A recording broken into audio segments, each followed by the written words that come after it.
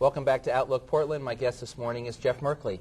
Jeff, Congressman Barney Frank was on the show a couple of months ago, and he said, he's the incoming head of the Financial Services Committee of the House in Washington. He said one of his key priorities is dealing with the national embarrassment of uninsured children.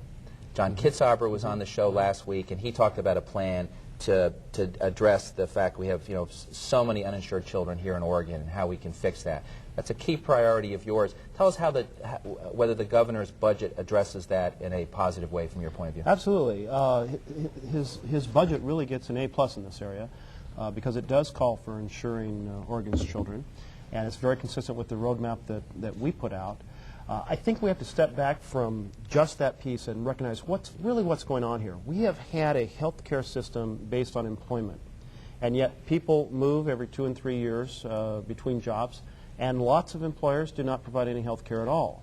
So we are, the average American, certainly the average Oregonian, faces a very fractured health care system, and children are the victims of that. The most vulnerable. The fact that we do not have coverage for our children and do not have preventative care. We have huge issues with children's health care, from increasing use of tobacco in Oregon and childhood obesity, and so many issues we should be addressing early on in a preventive way, and we're not. And so this has become a symbol of our need to change the way that we operate. And I think there's just a lot of momentum and excitement about taking this very important step in insuring children.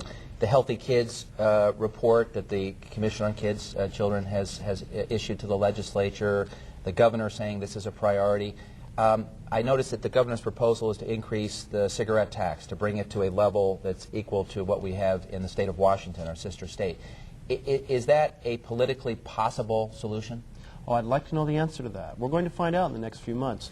Because we require a supermajority for any revenue increase in Oregon, by supermajority, not a simple majority, we don't need 31 House members, we need 36 House members to support it. So it has to be a bipartisan discussion. And so in my role as Speaker, it will be to help facilitate that discussion and encourage us to think of ourselves as Oregonians first and political partisans second, and to think about what is the best solution for health care for children. Jeff, we have a couple minutes left in this segment, and I want to switch gears quickly and talk about ethics. And the Public Commission on the Oregon Legislature has come out with a blueprint for the 21st century legislature. Obviously, in the last couple months, the legislature got a bit of a black eye with legislators who took trips to Israel and Hawaii and didn't report them. You've been very clear in your testimony that I've seen that in favor of some fundamental reforms at the legislature. Give us a sense of 2 or 3 things you'd like to see implemented on your watch. Well, certainly I've been a very strong advocate of gift limits. And the reason is this. When I say to a legislature, not to a legislator, but to a constituent, why are any gifts to legislators at all allowed? The answer is, we don't know. Why? I mean, it makes no sense. We don't give gifts to voters, and why are gifts allowed to legislators?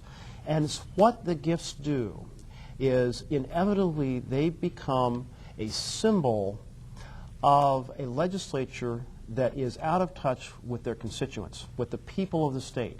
And it sows a suspicion, somewhat well-founded, that perhaps the special interests have more influence than the people do.